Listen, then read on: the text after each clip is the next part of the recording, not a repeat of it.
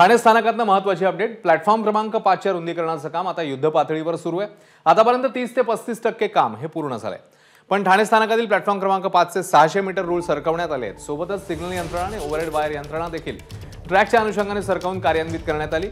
फलाटाच्या रुंदीकरणासाठी वापरण्यात येत असलेले 785 ब्रिकास्ट बॉक्सपैकी आतापर्यंत 90 ते 100 बॉक्स नियोजित केलेल्या जागी ठेवण्यात आले आहेत। बहुतांश प्रवाशांनी आज मध्य रेल्वेच्या जाणं टाळल्यानं ठाणे स्थानकात अपेक्षेपेक्षा कमी गर्दी होती।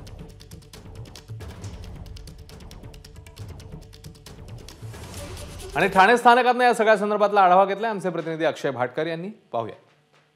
काल रात्रीपासून ठाणे स्थानकामध्ये 63 तासांचा जम्बो मेगा ब्लॉक सुरू झालाय आणि या मेगा ब्लॉक नंतर देखील आपण परिस्थिती पाहताय। सकाळी जे प्रवासी मध्य रेल्वेचा वापर करून मध्य रेल्वेतून वाहतूक करून कामावर गेले होते, मुंबईकडे गेले होते, ते सर्व प्रवासी आता परतू लागलेले आहेत।